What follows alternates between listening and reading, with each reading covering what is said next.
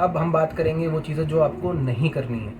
तो कौन सी चीज़ें जो आपको नहीं करनी है, उसमें सबसे पहली चीज़ है पैनिक। आपको पैनिक नहीं होना, आपको घबराना नहीं है। अगर आप कोविड पॉजिटिव आते हैं और आपको ज़्यादा सिम्टम्स नहीं है, थोड़े बहुत भी सिम्टम्स हैं, तो पहली चीज़ तो ये घबरा के कहीं बाहर नहीं भागना कि डॉक्टर चाहिए मेरे को, अब देखना पड़ेगा अब क्या होगा मेरा।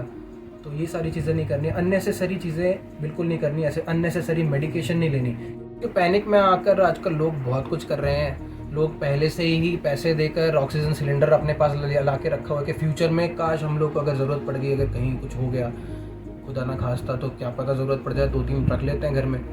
या फिर मेडिसिन है पहले ही, या रेजिथ्रो वगैरह ले लेते हैं, रेमडेसिविर कहीं से तो जुगाड़ करके ब्लैक से ला के रख लिया हुआ है। तो ये सारी कंडीशन जब होती है ना, तो मार्केट में क्या होता है कि उन सब चीज़ों की रिक्वायरमेंट बढ़ जाती है जिनकी ज़रूरत भी नहीं है। अब जैसे अभी तक तो कोविड का कुछ इलाज ही नहीं है, जितना भी ट्रीटमेंट होता है सिम्टोमेटिक होता है। जो आधी से ज़्यादा आपकी जो मेडिकेशंस होती हैं, जिसके लिए अब सोचो, ये परफेक्ट एग्जांपल है रेमडेसिविर का भी उतना कुछ नहीं है कि कुछ ऐसा प्रूव्ड नहीं है कि it is able to treat it, ठीक है। लेकिन तब भी उसकी डिमांड इतनी लोगों ने बढ़ा दी कि यहाँ तक कि ऐसी हालत आ गई काफ़ी जगह पे रेमडेसिविर ब्लैक में अंदर सलाइन होता है ना, नॉर्मल पानी, वो अंदर डाल के बेच रहे हैं 20-30 हज़ार में। So don't panic at all, और ऐसी चीज़ें मत कीजिए जिसको सही में ज़रूरत है, जिन लोगों को उनको वो चीज़ ना मिल पाए। So the best thing is that अगर आप कोविड पॉजिटिव आते हैं तो सबसे पहले काम डाउन। कोई बड़ी बात नहीं है, जिस हिसाब से कोविड चल रहा है, हर एक आदमी को एक ना एक बार हो ही जाएगा ये, जिस हिसाब से ये वेव चल रही है। सो आप अकेले नहीं हो, so many people are there who has recovered, उनको पता भी नहीं चला है। और उसके बाद सेकंड स्टेप आता है, अपने आप को एसेस कीजिए, आपको सिम्टम्स हैं कैसे हैं और आप किस स्टेट पे हो, तो आपको पता चल जाए आपकी बॉडी किस हिसाब से चल रही है, it is able to fight or not. अगर आपके पास कोई भी सिम्टम नहीं है तो मतलब एकदम स्वस्थ हो आप, कोई टेंशन लेने वाली बात ही नहीं है। उसमें फिर जो डॉक्टर जो प्रिस्क्रिप्शन करता है सबके लिए सेम ही होते हैं लगभग, जिसमें आता है विटामिन सी की टैबलेट, जिंक की टैबलेट, कोई 1-2 एंटीबायोटिक डाल देते हैं, और पीसीटी यानी कि पैरासीटामोल अगर बुखार वगैरह आया तो उसके लिए। तो ये ज़्यादातर जो प्रिस्क्रिप्शन में चीज़ें रहती हैं वो सिर्फ सपोर्टिव ट्रीटमेंट होता है, सप्लीमेंट्री जो ट्रीटमेंट बोलते हैं, जो सप्लीमेंट करने के लिए बॉडी को जो एसेंशियल न्यूट्रिशंस होते हैं उसके लिए, जैसे कि विटामिन सी, जिंक और बाकी चीज़ें जो, और कुछ 1-2 बुखार के लिए जो चीज़ें होती हैं।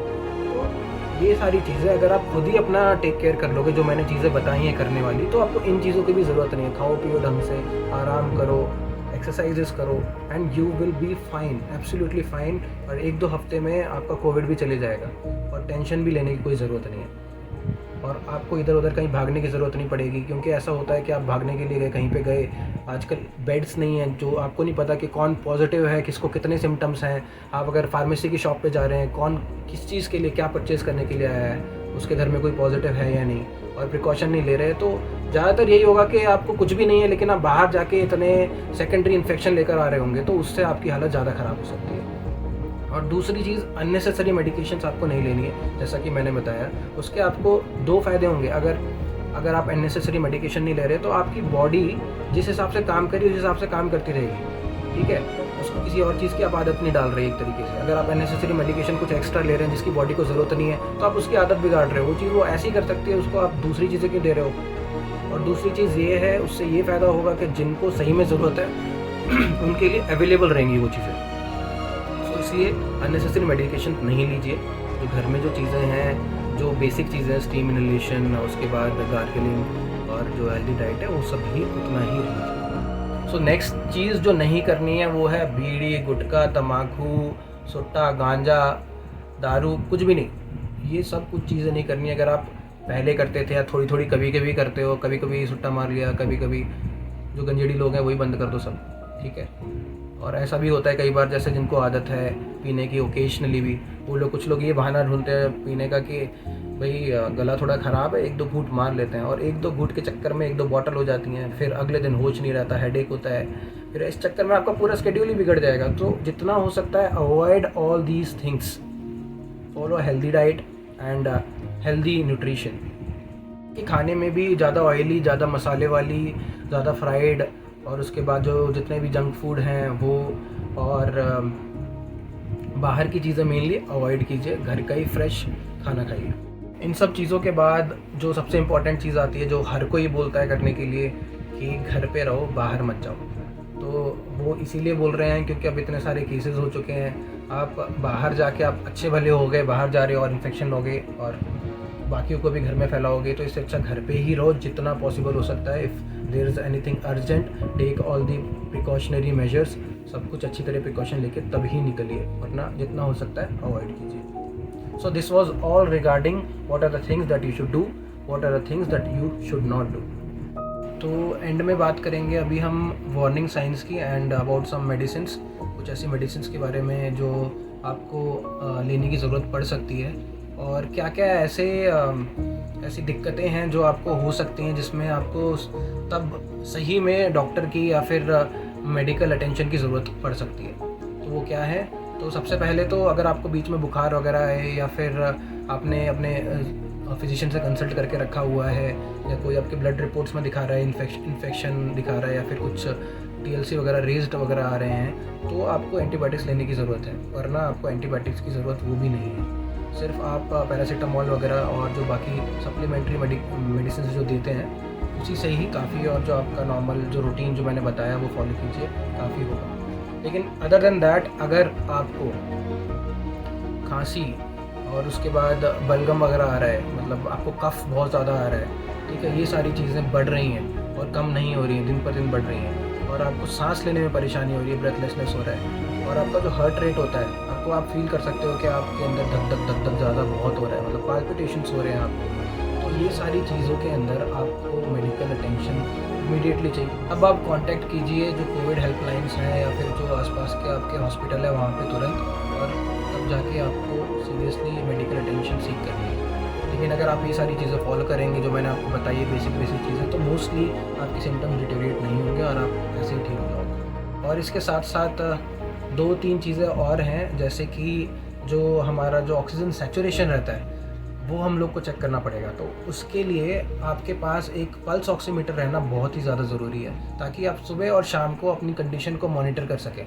तो पल्स ऑक्सीमीटर के लिए 94 जो सैचुरेशन रहता है उससे कम नहीं होना चाहिए, उससे ऊपर ही होना चाहिए। अगर आप उससे ऊपर मेंटेन कर सकते हैं 95-98 तो बहुत सही है। और अगर आपके पास BP अपरेटस है तो बहुत बढ़िया, BP वगैरह भी चेक करते रहिए आप। तो ये सारी चीज़ें अगर आप ऑब्जर्व करेंगे तो आपको अपनी एक्चुअल कंडीशन का हमेशा पता रहेगा, and you will be able to जज कि आपको कब सही में ज़रूरत है किसी चीज़ की या नहीं। और ज़रूरी नहीं है कि जो पल्स ऑक्सीमीटर अभी आ रहे हैं जो आप महंगे भी बहुत बेच रहे हैं, तो अगर आप नहीं ले सकते हैं, ऐसा भी होता है कि पल्स ऑक्सीमीटर कोई है वो सही वैल्यूज़ नहीं बताते हम लोग, तो सबसे बेस्ट तरीका वही है कि आपको अपना पता रहेगा कि आपको ब्रेथलेसनेस कितना है, आपको अचानक ज़्यादा सांस लेने में परेशानी तो नहीं हो रही। सो ये सारी चीज़ें जो आपको खुद जज करनी है वो आपके लिए सबसे ज़्यादा बेस्ट रहेगा। लेकिन आपको अपना एक मेंटेन करके रखना है रिकॉर्ड कि आज मैं ठीक हो रहा हूँ या कुछ ज़्यादा परेशानी तो नहीं हो रही है, एंड वो ऐसे सोचने वाली नहीं होनी चाहिए, वो पैनिक की वजह से नहीं होनी चाहिए। साथ साथ ब्रेथ होल्ड करके भी आप देख सकते हैं, तो आपको उससे भी एक आइडिया लग जाएगा कितनी देर होल्ड कर सकते हो आप, और अगर जैसे ज़्यादा सीवियर है तो आप होल्ड किया आपको सांस लेने में प्रॉब्लम हो जाएगी तो पता ही चल जाएगा eventually. So but it is better to keep a pulse oximeter if you can afford it and you can have it, and monitor your vitals in the morning and in the evening or every 4 to 5 hourly. And at the end I will also ask you and urge you all people to get vaccinated. जिन लोगों ने vaccine नहीं कराया, टीका नहीं लगवाया है Covid के लिए, वो ज़रूर लगाइए। अब 18+ जो लोग हैं उनके लिए भी मई से स्टार्ट होने वाला है। ये सब लोग कोविन पोर्टल पे रजिस्टर कर सकते हैं और वैक्सीन अपने जो आसपास के जो सेंटर्स हैं वहाँ पे वैक्सीन लगा सकते हैं। देखा गया है कि भले ही ये स्ट्रेन दूसरा है कोविड का, लेकिन अगर आपने वैक्सीन लगाया हुआ है तो अगर आपको कोविड होता भी है तो सीवियर इन्फेक्शन नहीं होगा। तो आप खासकर सिटी के अंदर देख सकते हैं सीवियर इन्फेक्शन हो रहा है नहीं हो रहा है, लेकिन ज़्यादातर लोगों में देखा गया है कि नहीं होता है सीवियर इन्फेक्शन। तो उसके लिए बहुत ही अच्छा प्रिकॉशन एक रहेगा ये। और आंखें बंद करके सीधे मत देखिए, सीधे मत लीजिए ये इंजेक्शन। अगर आपको कोई ब्लीडिंग डिसऑर्डर है या फिर आप किसी थेरेपी पे चल रहे हैं, आपको हार्ट डिसीज़ है या कोई एलर्जी है आपको ऑलरेडी पहले, ऐसी कोई परेशानी है या फिर थायराइड वगैरह किसी की भी दिक्कत है, तो सबसे पहले जिससे दवाई ले रहे हैं उस फिजिशियन से कंसल्ट कीजिए कि आप ले सकते हैं या नहीं, तभी लीजिए। क्योंकि कई बार देखा गया है कुछ लोगों को साइड इफ़ेक्ट्स भी हुए हैं, तो वो साइड इफ़ेक्ट्स मेनली इस वैक्सीन की वजह से नहीं होते हैं, वो बाकी चीज़ों की वजह से होते हैं जो वो बिना देखे जो वैक्सीन लगवा लेते हैं। सो पहले ये चीज़ कंसल्ट कीजिए। बाकी वैक्सीन कंपैरेटिवली बहुत ज़्यादा सेफ़ है और कोई दिक्कत नहीं होती उससे। So that was it, and please spread this awareness, spread this education to each and every one, अगर आपके कोई जान पहचान में है जो चाहता है कि जिसको कोविड पॉजिटिव आया हो लेकिन घबराया हुआ है कि किससे पूछूं, क्या करूं, क्या क्या खाना चाहिए, क्या क्या चीज़ें करनी चाहिए, मेडिकेशंस कुछ कौन सी दवाई लेनी चाहिए, कितनी दवाई लेनी चाहिए, क्या लूँ क्या नहीं लूँ, तो उस केस में उन लोगों को आप ये प्लीज़ शेयर कीजिए ताकि सब लोग को पता चले और सब लोग अपना टाइम, पैसा और अपनी हेल्थ बचा सकें। इधर उधर भागने से अच्छा है ये सारी जो आपको इन्फॉर्मेशन मिल रही है घर घर पहुँचे। So thank you one and all for watching this video, और अच्छी लगी है तो please do share it and let's coordinate each and every one all together and let's make the things which are really required for the people who really needs them. One more thing that I will request you all to do, and that is plant trees. आप घर पे जितने ही plants हो सकते हैं, trees हैं, वो लगाइए, क्योंकि this is the high time that we realise now कि हाउ इम्पॉर्टेंट नेचर इज़, कि अब ये दिन देखने को मिल रहे हैं कि हवा भी खरीदनी पड़ रही है। So let's not make it worse, जितना भी हो सकता है प्लांट लगाइए और अपनी देखभाल कीजिए। और एक छोटी सी कविता है that I read some lines in some status, I would like to share it with you and those are really beautiful lines, so वो सुन के जाए। तो वो पंक्तियाँ कुछ इस तरीके से हैं कि कोई किश्त है जो अदा नहीं है, सांस बाकी है पर हवा नहीं है, नसीहतें, सलाहें, हिदायतें तमाम प्रिस्क्रिप्शन हैं पर दवा नहीं, आँख भी ढक लीजिए संग मुँह के, मंजर सच में अच्छा नहीं है, रक्त बिका पानी बिका, आज बिक रही है हवा, कुदरत का ये तमाचा बेवजह नहीं है, हर एक शामिल है इस गुनाह में, कसूर किसी एक का नहीं है, वक्त है अभी भी ठहर जाओ, वक्त है अभी भी ठहर जाओ, अभी सब कुछ लुटा नहीं है। So guys, this was it and thank you for watching this. Please share it and let's all work together in this pandemic